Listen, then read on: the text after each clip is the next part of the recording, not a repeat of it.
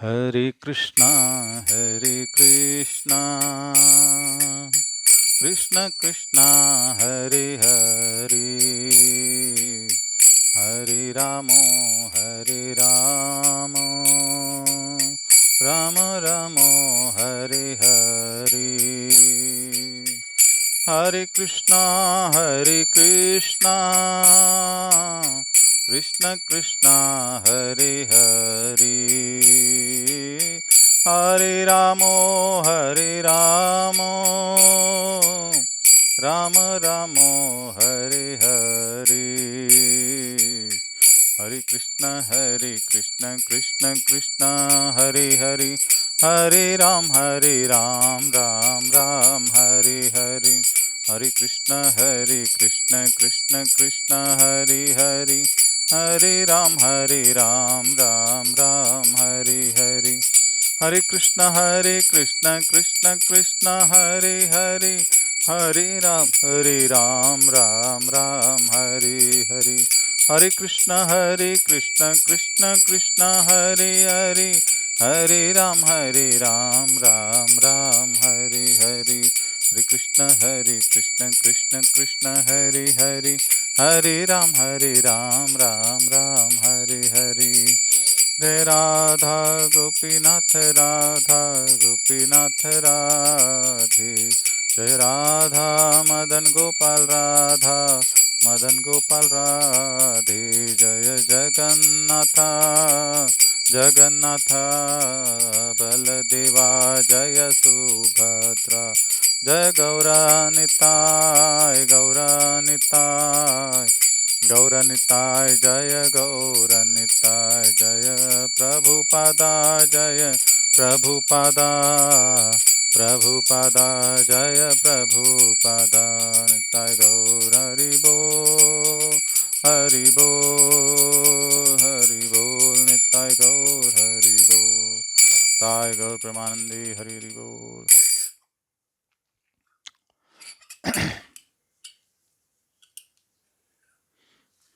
हरे कृष्णा। अभी आने वाले 17 तारीख से अधिक मास का प्रारंभ होने वाला है।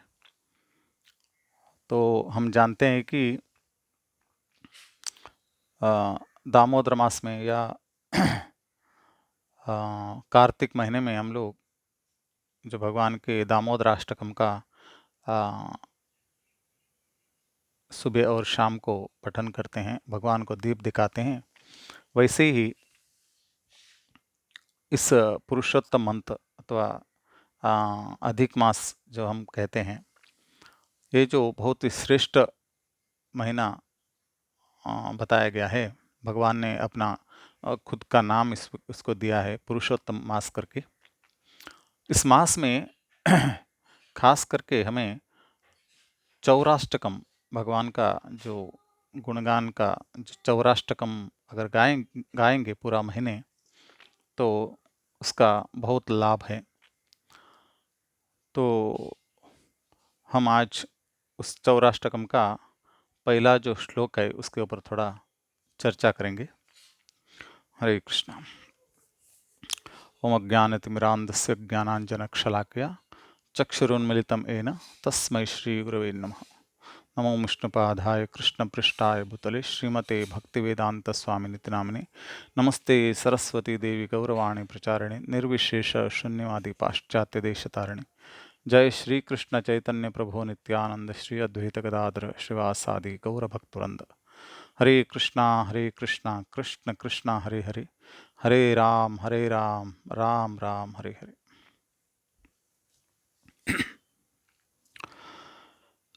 ये जो चौराष्टकम है, इसका पहला जो श्लोक इस प्रकार है। व्रजे प्रसिद्धम नवनीत चोरम गोपांगनानां चदुकूलचोरम, अनेक जन्मार्जित पापचोरम चोराग्रगण्यम पुरुषम नमामि।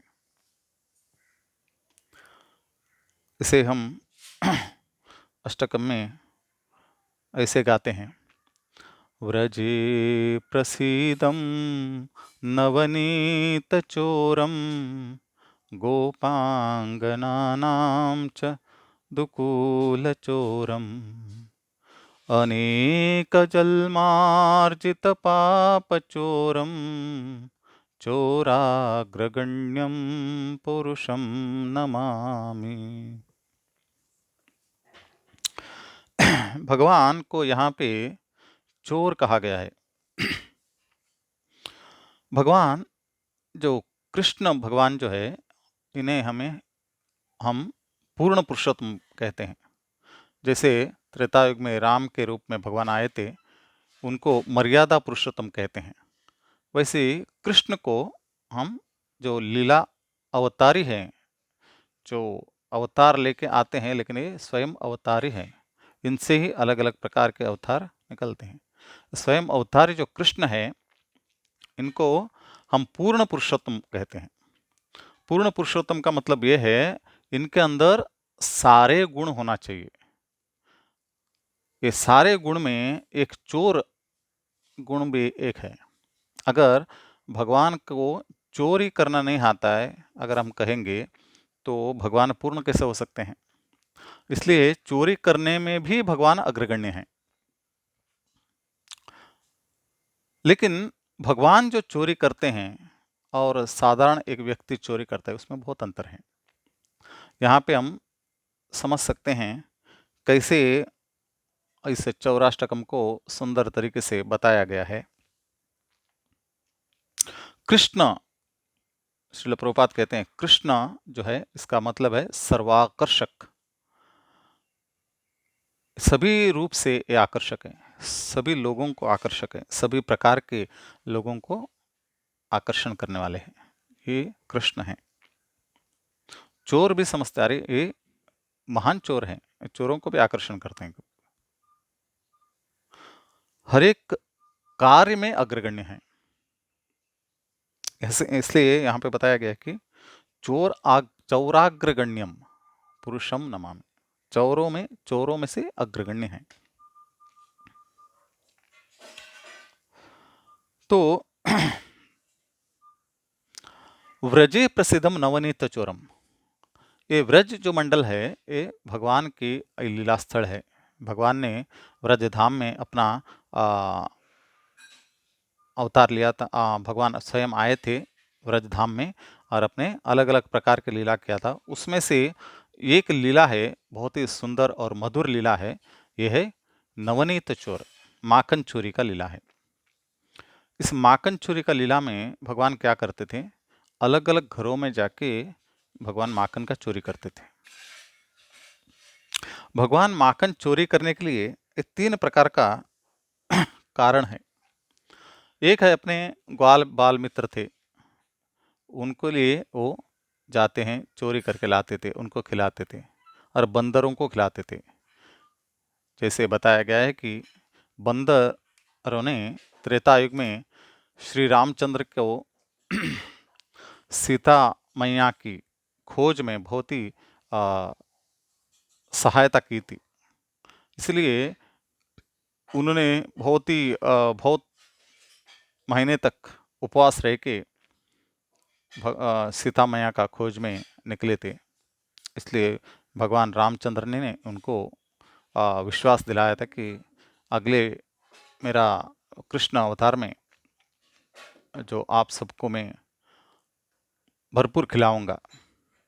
तो यहाँ पे हम देखते हैं भगवान माखन को केवल अपना ग्वाल मित्रों को नहीं, बंदरों को भी खिलाते हैं।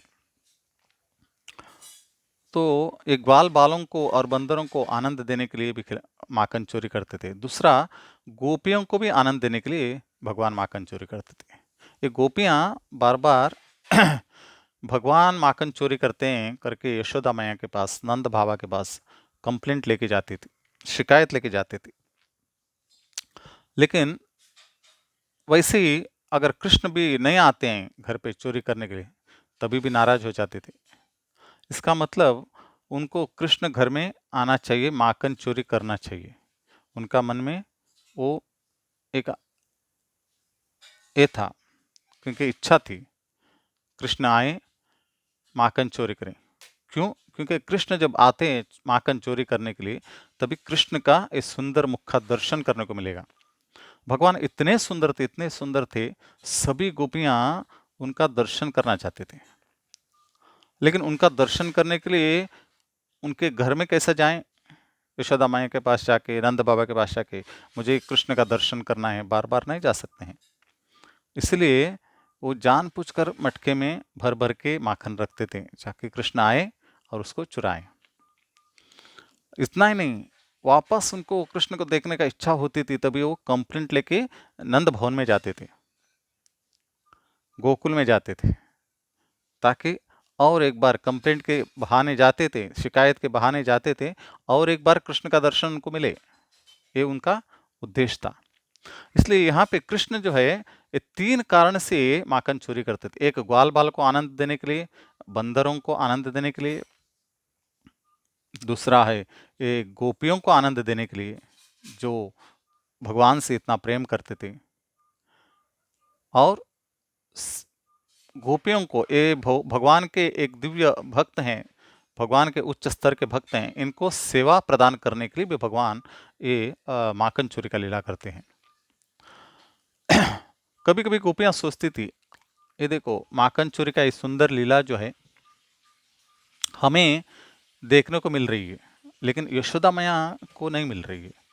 देखो हम लोग कितने भाग्यवान हैं, हमको भगवान की माखन लीला का ये जो माखन चोरी का लीला जो देखने को मिल रही है। तो कभी कभी वो सोचते थे हम भाग्यवान हैं। कभी कृष्ण अपने ही घर पे माखन चोरी करते थे। एक बार क्या हुआ, भगवान अपना घर में माखन चोरी करके खा रहे थे। उनके सामने एक खंबा था मार्बल का, या अलग अलग उस वक्त जो है बड़े बड़े जो सुंदर सुंदर पत्थरों का जो ये रहता था, तो खंबे रहते थे, मखान रहता था, बहुत ही मूल्यवान पत्थरों का। उसमें से अपना आईने जैसे अपना चेहरा देख सकते थे। यहाँ पे कृष्ण उसमें उस खंबे में अपना चेहरा देख रहे थे, और उनको लग रहा था कि यहाँ पे कोई बैठे हैं और माखन खा रहे हैं। तो कृष्ण उस खंबे में जो कृष्ण दिख रहे हैं, स्वयं दिख रहे हैं, उनसे वार्तालाप चल रहे हैं। आप क्यों हमारे घर पे आके माखन का चोरी करते हो? और कृष्ण बड़े बड़े आंखें दिखाते थे, वहां से भी वहां बड़े बड़े आंखें दिखता था। कृष्ण डांटते थे, वहां से भी डांट आता था, क्योंकि वो स्वयं का ही प्रतिबिंब देख रहे थे, लेकिन उनसे वार्तालाप कर रहे थे। और जब माँ आती है, यशोदा मैया आती है, तो बोलते, कृष्ण कान्हा तुम माखन चोरी कर रहे हो? तो कृष्ण कहते हैं, माखन चोरी मैं नहीं कर रहा हूँ, ये देखो, ये खंबे में देखो, यहाँ पे बैठे देखो, इन्होंने माखन चोरी किया है, ये माखन को खा रहे हैं, इनको मैं डांट रहा हूँ, आप क्यों आ रहे हो यहाँ पे चोरी करने के लिए? देखो मैं आंख छोड़ बड़े बड़े करता, ये भी आंखें बड़े कर रहे हैं, मैं इनको डांटता हूँ तो ये भी मुझे डांट रहे हैं। तो ये सुन के यशोदा मैया को बहुत ही आनंद होता है, क्योंकि भगवान अपने ही प्रतिबिंब से बात कर रहे हैं, अपने प्रतिबिंब को समझ नहीं पा रहे हैं, उनसे वार्तालाप करके बोल रहे हैं, मैं नहीं माखन चोर, ये चोर है, और सामने इनका ही प्रतिबिंब दिखा के बोल रहे हैं। इसमें यशोदा मैया जो है आनंद ले रहे हैं। ऐसे माखन चोरी का लीला होती है। वास्तव में भगवान को किसी चीज का कमी नहीं है। भगवान के घर में 9 लाख गैया थी, तो उनको क्या जरूरत है माखन चोरी करना? जैसे सूरज है, सूरज को दूसरे रोशनी का कोई जरूरत नहीं पड़ता है, क्योंकि सूरज अपने आप में ही उनको रोशनी है, तो पूरे दुनिया को रोशनी देते हैं। अगर उनको किसी कैंडल से जो मिलता है, कि दीवा से जो रोशनी मिलती है, उसका जरूरत नहीं पड़ती है, वो अपने आप में पूर्ण है। वैसे ही यहाँ पे भगवान जो है, आत्माराम कहते हैं भगवान को, वो अपने आप में पूर्ण है, उनको किसी चीज का कोई जरूरत नहीं रहता है। फिर भी यशोदा मैया कभी कभी सोचती थी, हमारे घर पे 9 लाख गाय होने के बावजूद भी ये माखन चोरी करने के लिए दूसरों को घर क्यों जाते हैं? इसलिए उन्होंने सोचा कि स्पेशल गैया को लाया, स्पेशल घास को उगाया, उसका नाम था पद्मगंधा।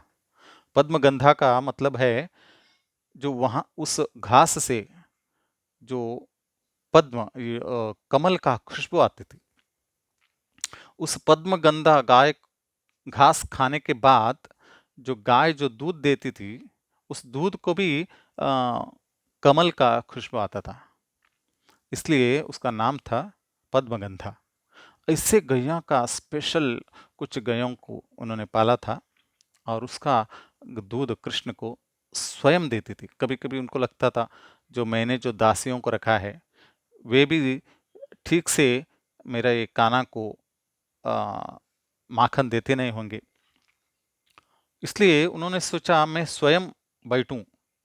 इसलिए दिवाली का दिन जो कार्तिक महीने में हम उस दामोदर लीला में देखते हैं, स्वयं यशोदा मैया बैठ के मंथन कर रही है दही का और माखन निकाल के भगवान को दे रहे हैं। उसी वक्त जो है वो दामोदर लीला का घटना हुई थी।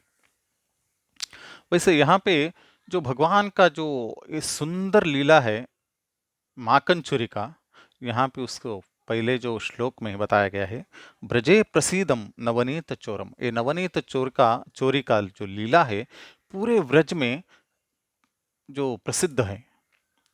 आज भी हम जाते हैं जहां पे भी व्रजमंडल में, व्रजमंडल तो क्या पूरे जो विश्व में आज भी भगवान का माखन चोरी का लीला इतना लोग सुनना चाहते, इतना लोग सुनना चाहते हैं, इतना मधुर लीला है।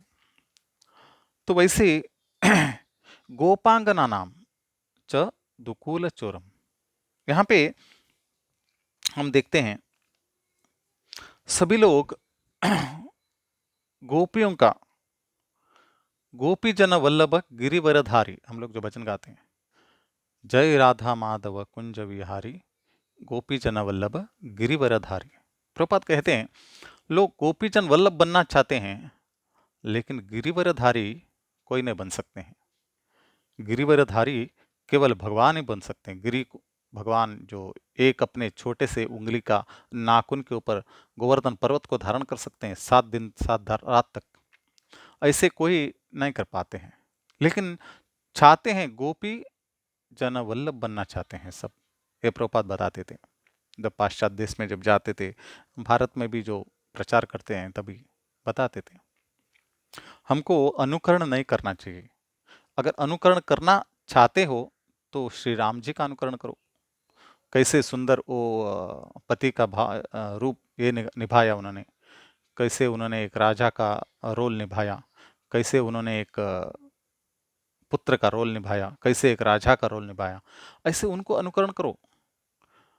और भगवान जो बोलते हैं उसको सुनो, उनका आदेश को सुनो। भगवत गीता में जो भगवान बताते हैं उस आदेश को सुनो। मन मना भो मद भक्तो मध्याजिमाम नमस्कुरु, ये सब सुनो, उनका अनुकरण मत करो। ये प्रभुपाद बार बार बताते हैं जो शास्त्र के ज्ञान लोगों को देते हैं।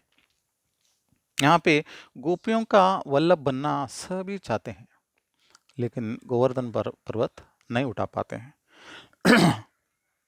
इसीलिए भगवान के लीला को सुनने के लिए भगवान का शुद्ध भक्तों का मुखारविंद से हमको लीला का श्रवण करना चाहिए और भगवान का भक्ति करना चाहिए, तभी हम लोग भगवान को अच्छे तरीके से समझ सकते हैं।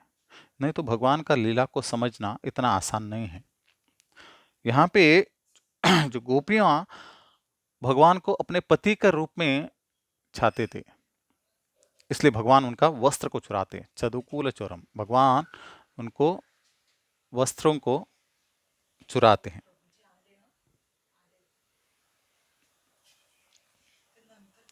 अनेक जन्मार्जित पाप चोरम, यहाँ पे अनेक जन्मों से हम लोग ने जो पाप कर्म किया है उसको चुराते हैं। देखिए बाकी चोरी जो सबको सब लोग कर सकते हैं, ये जो चोरी है अनेक जन्मों से हम लोग ने जो एकत्रित करके रखा है पाप का जो पूंजी है उसको नष्ट कर देते हैं भगवान। अगर भगवान का हम लोग शुद्ध भक्ति करेंगे, भगवान का श्रवण करेंगे, कीर्तन करेंगे, तो भगवान अनेक जन्मों से संचित पाप को नष्ट कर देते हैं। अनेक जन्मार्जित पाप चोरम चोराग्रगण्यम, ऐसे चोराग्रगण्य को हमें नमस्कार करना चाहिए। जो जो ये जो कर्म क्या है, अप्राप पुराण में जो बताया गया है, अप्रारब्ध फलम पापम कूटम बीजम फलोन्मुखम कर्मे क्रमेणैव फलिते फलीयते विष्णु भक्ति रतात्मनः। अप्रारब्ध फलम पापम कूटम बीजम फलोन्मुखम क्रमेणैव फलीयते विष्णु भक्ति रतात्मनः। एक कूट जो है, हम पाप करते हैं, उसके बाद उसका कूट जो प्रवृत्ति भी नष्ट नहीं होती है। और प्रवृत्ति से क्या होता है, बीजम जो पाप करने का इच्छाएं प्रकट होती है, वो इच्छाएं से हम लोग फलीयते फलीयता फलोन्मुखम, वो कूट से बीज से हम लोग उसको पाप कर बैठते हैं।